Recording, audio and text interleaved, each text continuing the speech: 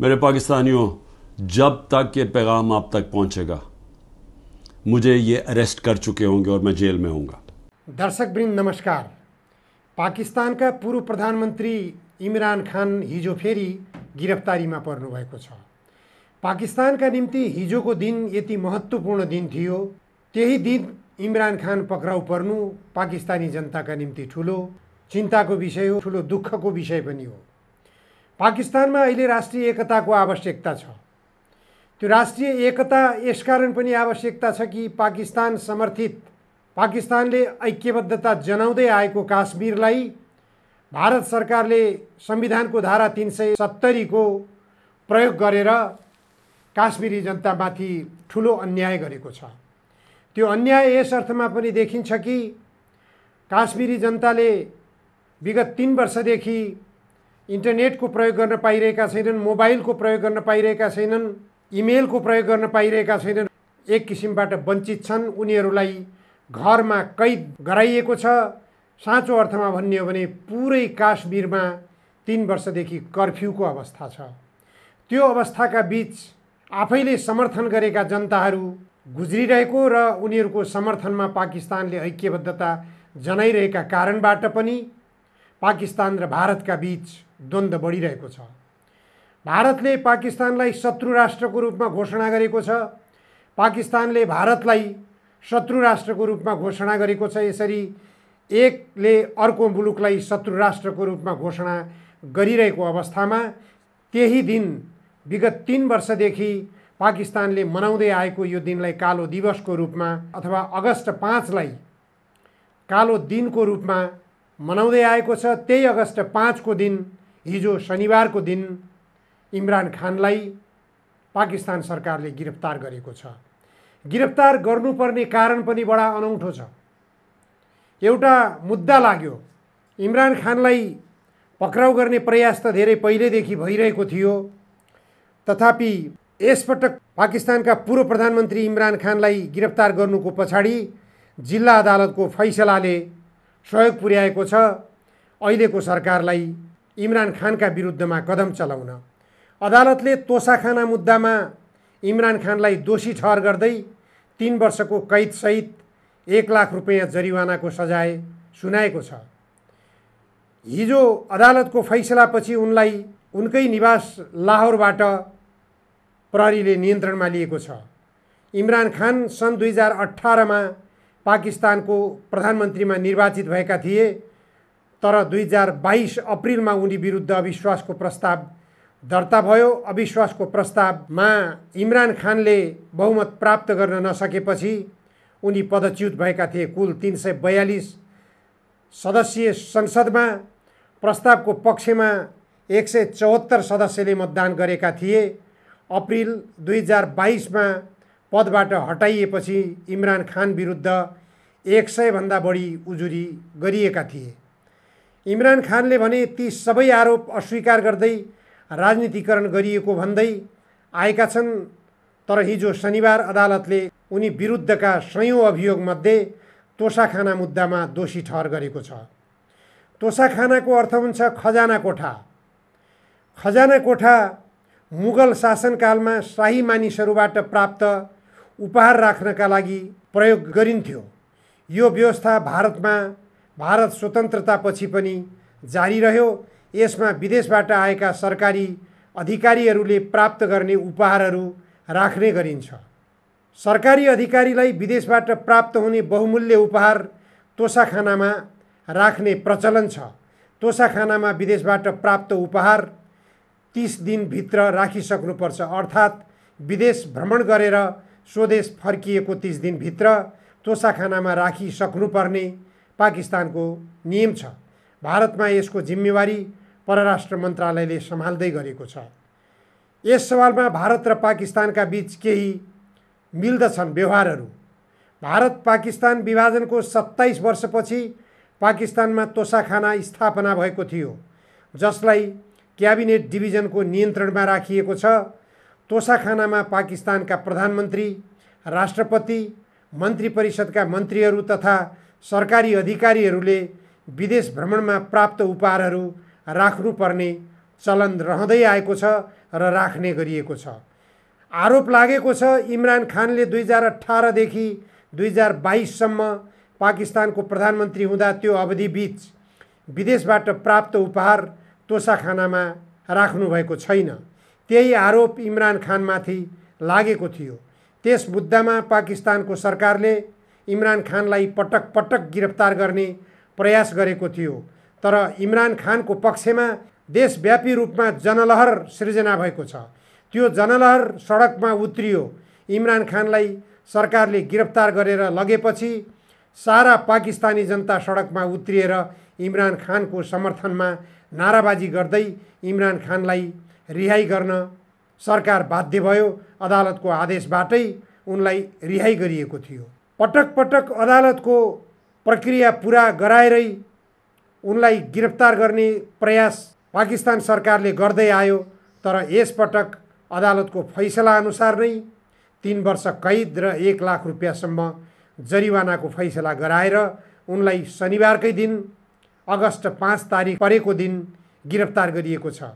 पाकिस्तानले विश्वभरका आफ्ना नियोगहरूमा र आफ्नै देशमा पनि काश्मीरमा भारत सरकारले संविधानको धारा 370 लागू गरी काश्मीरी जनताका विरुद्ध कदम चालेको विरोधमा कार्यक्रमहरू आयोजना गरिएको थियो। देशव्यापी रूपमा र अन्तर्राष्ट्रिय स्तरमा पनि कार्यक्रम भएकै दिन पाकिस्तानभित्र भने अत्यन्त जनताका बीचमा लोकप्रिय रहेका पूर्व प्रधानमन्त्री इमरान खानलाई गिरफ्तार गरेर पाकिस्तान सरकारले जेल चलान गरेको छ। इमरान खानका समर्थकहरू थुप्रैलाई यसबेला जेल चलान गर्ने प्रक्रिया जारी भएको छ। दर्शकवृन्द, पाकिस्तानमा मात्र होइन भारतमा पनि विपक्षी दलका नेतालाई गिरफ्तार गर्ने, सांसद पद खारेज गरिदिने, जेल हाल्न धम्की दिने, चुनावमा उम्मेदवारी बन्नबाट वञ्चित गर्ने गतिविधिहरू भइरहेका छन्। विपक्षी दलका नेता राहुल गान्धीलाई मोदी नेतृत्वको सरकारले विगत केही महिना अगाडि मात्र सांसद पदबाट पदच्युत गरेको थियो अदालतकै फैसला गराएर। अदालतले फैसला सांसद पदबाट पदच्युत गरेको फैसलालाई 2 दिन अगाडि मात्र त्यहाँको सर्वोच्च अदालतले खारेज गरिदिएको छ र राहुल गान्धीको खारेज गरिएको 2-3 महिनासम्म उनी पदच्युत हुन पुगेको सांसद पद फेरि पुनर्बहाली भएको छ र हिजोदेखि राहुल गान्धीले आफ्नो सांसद पदमा निरन्तरता पाएका छन्। राहुल गान्धी पनि यसपटक भारतभर लोकप्रिय नेताको रूपमा स्थापित बनेका छन्। तर संसदीय पद्धतिको भद्दा व्यवहार यस्तो देखा पर्न थालेको छ कि विपक्षी दलको नेतालाई जसरी पनि पेलेर लग्ने, विपक्षी दलको नेतालाई सकेसम्म चुनावमा उम्मेदवार समेत बन्न नदिने प्रयासहरू भइरहेका छन्। हाम्रो देश नेपालमा भर्खरै मात्र जस्तो संसदीय अभ्यास सुरु भइरहेको छ। संसद भित्रैबाट प्रधानमन्त्री निर्वाचित गर्ने, संसद भित्रैबाट प्रधानमन्त्रीलाई पदच्युत गर्ने र संसद भित्रैबाट पदच्युत गर्न नसके पनि अदालतबाट प्रधानमन्त्रीलाई पदच्युत गर्ने, अदालतबाटै प्रधानमन्त्री नियुक्ति गर्ने सम्मका खेलहरू नेपालमा पनि भइरहेका छन्। नेपालमा संसदीय पद्धति सुरु भएदेखि कुनै पनि प्रधानमन्त्री देशको कामको सवालमा लोकप्रिय बन्न सकेन अथवा देशको हितको सवालमा राम्रो काम गर्न सकेको उदाहरण पाउन सकिएको छैन। नेपालको सन्दर्भ मात्र होइन, छिमेकी देशहरू भारत र पाकिस्तानको सन्दर्भमा, श्रीलङ्काको सन्दर्भमा, अफगानिस्तानको सन्दर्भमा अथवा विभिन्न संसदीय पद्धति अँगालेका देशहरूमा हामीले व्यवहार हेर्ने हो भनेदेखि संसदीय पद्धति बिल्कुलै असफल भइसकेको सिद्ध हुन्छ। संसदभित्रबाट प्रधानमन्त्री निर्वाचित गर्ने मुलुकहरूमा कि त प्रधानमन्त्रीहरू पार्टीको बहुमतका साथ अगाडि बढेका छन् भने ती प्रधानमन्त्रीहरू निरङ्कुश बनेका छन्। जस्तो उदाहरणको लागि भारतका प्रधानमन्त्री नरेन्द्र मोदीलाई लिन सकिन्छ। त्यसैगरी यदि अल्पमतमा परेका छन् भनेदेखि अस्थिरताको शिकार बनिरहेका छन्, चाहे पाकिस्तानको सरकारको सन्दर्भमा भनौँ चाहे नेपालकै सरकारको सन्दर्भमा भनौँ, संसदीय पद्धति अफाप सिद्ध भइरहेको छ। जनताका समस्या समाधान गर्नको निम्ति संसदीय पद्धति असफल हुँदै गइरहेको छ। संसदीय पद्धति भित्रबाट समाजवादको रटान लगाइन्छ, समाजवादको नारा दिने गरिन्छ, तर समाजवाद लागू गर्न संसदीय पद्धतिले अवरोध गरिरहेको छ। नेताहरू असफल भइरहेका छन्। पद्धति असफल हो अथवा नेताहरू असफल हुन्। नेपालको सन्दर्भमा हेर्ने हो भने नेताहरू असफल भन्न मिल्दैन। नेताहरू असफल हो भने शेरबहादुर देउवा पनि असफल, माधव कुमार नेपाल पनि असफल, केपी शर्मा ओली पनि असफल, डाक्टर बाबुराम भट्टराई पनि असफल, झलनाथ खनाल पनि असफल, पुष्पकमल दाहाल प्रचण्ड पनि असफल। सबै नेताहरू असफल गराउने यो व्यवस्था कस्तो हो त? यो व्यवस्था असफल हो कि होइन? यो व्यवस्थालाई सफल मान्ने कि नमान्ने? यदि यो व्यवस्थालाई सफल मान्ने हो भने सबै प्रधानमन्त्रीहरू देशमा सुशासन दिनको निम्ति असफल हुनुको कारण के हो? अहिलेका प्रधानमन्त्री पुष्पकमल दाहाल प्रचण्डलाई पनि असफल तुल्याउनको निम्ति संसदीय अभ्यास जारी छ। प्रमुख प्रतिपक्षी दल नेकपा एमाले संसद अवरोध गरिरहेको छ। के कारणले संसद अवरोध गरिरहेको छ हामी सबै जानकार छौँ। दर्शकवृन्द, अहिले पुष्पकमल दाहाल प्रचण्डले आफू मातहतको राजस्व अनुसन्धान विभागलाई सक्रिय बनाएर त्रिभुवन अन्तर्राष्ट्रिय विमानस्थलको भन्सार र प्रहरी सुरक्षा घेरालाई तोडेर सडकमा आइसकेको 100 किलो सुन पक्राउ गराउन सफल हुनुभएको छ। के गर्नु पर्थ्यो? पक्राउ गर्न दिनु हुँदैन थियो, प्रधानमन्त्रीले रोक्नु पर्थ्यो। त्यो सुन पक्राउ गर्ने राजस्व अनुसन्धान विभागले खुलासा गरिरहेको छ। प्रधानमन्त्रीको निर्देशन बमोजिम यो सुन बरामद गरिएको हो। यसैबाट प्रश्न हुन्छ, प्रधानमन्त्री पुष्पकमल दाहालको निर्देशनमा यो 100 किलो सुन पक्राउ गरिएको हो। प्रधानमन्त्री पुष्पकमल दाहाललाई त्रिभुवन अन्तर्राष्ट्रिय विमानस्थल भित्रै सुन आइपुगेको छ भन्ने कुराको जानकारी पुगेको रहेछ। उहाँले आफू मातहतको निकाय बाहेकले पक्राउ गर्न सक्छ भने भित्रै पक्राउ गरोस् भन्ने सोचका साथ भित्र कुनै पनि हस्तक्षेप नगर्नु भएको कुरा पनि छर्लङ्ग हुन्छ।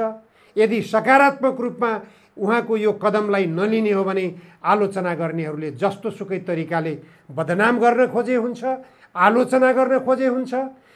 भित्र बरामद नभएको 100 किलो सुन गेट बाहिर आउँदा साथ प्रधानमन्त्री मातहतको राजस्व अनुसन्धान विभागले पक्राउ गर्नु, त्यसलाई बरामद गर्नु र त्यसको मुख्य अभियुक्तलाई पक्राउ गरेर छानबिन प्रक्रिया सिआइबीको जिम्मामा लगाउनु प्रधानमन्त्रीको के गल्ती भयो? यति राम्रो काम गर्दा पनि संसद अवरोध गरेर उच्चस्तरीय छानबिन आयोगको नौटङ्की किन गर्न खोजिएको छ? उच्चस्तरीय छानबिन आयोग यसमा गठन गर्नुपर्ने माग नेकपा एमाले अहिले गरिरहेको छ। नेकपा एमाले आफ्नो कार्यकालमा अथवा केपी ओली नेतृत्वको सरकारको कार्यकालमा भएका भ्रष्टाचारजन्य गतिविधिहरूको छानबिन गर्नको निम्ति आयोगको माग किन गर्दैन? किन त्यो बेला आयोग गठन गरेन? चर्चित ओम्नी प्रकरण, कोरोना विरुद्धको उपचार सामग्रीहरू खरिद गर्ने बेलामा भएको भ्रष्टाचार, जुन भ्रष्टाचारलाई रोक्नको निम्ति नेपाली सेनालाई स्वास्थ्य सामग्री भित्र्याउने जिम्मेवारी दिएको थियो, तर त्यसमा पनि घोटाला गर्न खोजेपछि उपप्रधानमन्त्री र रक्षा मन्त्रीको जिम्मेवारी पाएका ईश्वर पोखरेललाई किन रक्षा मन्त्रालयबाट हटाइयो? सेनासँग किन द्वन्द्व बढ्यो? यस्ता कुराहरूमा छानबिन आयोग किन गठन भएन? नेकपा एमालेलाई कानुनी कठघरामा ल्याउनको निम्ति प्रधानमन्त्री पुष्पकमल दाहालले यस्ता एमाले कार्यकालमा भएका भ्रष्टाचारजन्य गतिविधिहरूको सवालमा छानबिन आयोग गठन गरेर कानुनी कठघरामा ल्याउन प्रयास किन गरिरहनु भएको छैन? केवल 100 किलो सुन मैले ल्याएँ, अब मैले कुनै पनि भ्रष्टाचारीलाई छोड्ने छैन भनेर प्रधानमन्त्री पुष्पकमल दाहाल कुर्लिएको सुनिन्छ। तर कुर्लिने मात्र होइन, विगतकालमा भएका भ्रष्टाचारजन्य गतिविधिहरूलाई कानुनको कठघरामा ल्याउन र भ्रष्टाचारबाट आर्जन गरेका जति पनि नेताहरूको सम्पत्ति छ त्यो सम्पत्तिलाई देशको विकासको निम्ति, देशको समृद्धिको निम्ति, जनतालाई रोजगारी सृजना गर्नको निम्ति, यहाँको कृषि उत्पादनलाई बढाउनको निम्ति, शिक्षा क्षेत्रमा भइरहेको लुटलाई अन्त्य गर्नको निम्ति प्रयोग गर्न नसकिनुको कारण के हो? पुष्पकमल दाहाल प्रचण्डले नेतृत्व गएको सरकारले पनि केही गर्न सक्दैन भने निष्कर्षमा पुगे हुन्छ हामी, हाम्रो देशमा संसदीय व्यवस्था अब फाप्दैन। यसको विकल्प सोचौँ। यसको विकल्प भनेको कार्यकारी प्रमुखको प्रत्यक्ष निर्वाचनमा जाने, पूर्ण समानुपातिक निर्वाचन प्रणालीमा जाने, यो बाहेक अर्को कुनै पनि सोच्न सकिँदैन। अब देशलाई संसदीय व्यवस्थाबाट कि त पुष्पकमल दाहाल प्रचण्डले अभ्यास गर्न थालेको भ्रष्टाचार विरुद्धको कदमलाई सफल तुल्याउने गरिकन सबैको सहयोग हासिल गराउँ। सबैको सहयोग दबाब जे गर्नुपर्छ पार्टी भित्रबाट पार्टी बाहिरबाट पुष्पकमल दाहाललाई भ्रष्टाचारको विरुद्धमा सक्षम बनाउने, सफल बनाउने गन्तव्यतर्फ सबैको दबाब जरुरी हुन्छ। होइन भने यो व्यवस्थाको विकल्प यही संसदभित्रबाट 2/3 बहुमतले पास गर्न सक्ने हो भने कार्यकारी प्रमुखको प्रत्यक्ष निर्वाचन गर्न सकिन्छ। संसदभित्रबाट मन्त्री बन्न नपाउने व्यवस्था गर्न सकिन्छ। त्यसो भयो भने पूर्ण समानुपातिक प्रणालीमा सांसद बन्न चाहनेहरूलाई मन्त्री बन्न नपाउने भएपछि सांसदै बन्ने चाहना पनि हुँदैन। संसदले विधि निर्माण गर्छ, राष्ट्रपतिले अथवा प्रधानमन्त्रीले प्रत्यक्ष निर्वाचनबाट निर्वाचित भएर आउने जुन प्रत्यक्ष निर्वाचित प्रमुख कार्यकारी व्यक्ति हुन्छ त्यो व्यक्तिले मन्त्री परिषद गठन गर्छ र देशलाई सुशासनको प्रत्याभूति दिने गरिकन कमसे कम पनि न्यूनतम 5 वर्षको निम्ति सरकारको निरन्तरता रहन्छ, स्थायी सरकारको निरन्तरता रहन्छ। यसमा राजनीतिक दलका नेताहरूले सोच्न अब विलम्ब गर्न हुन्न। संसदीय व्यवस्था अफाप सिद्ध भइसकेको छ। हस्, आजलाई यति मात्र। धन्यवाद, नमस्कार।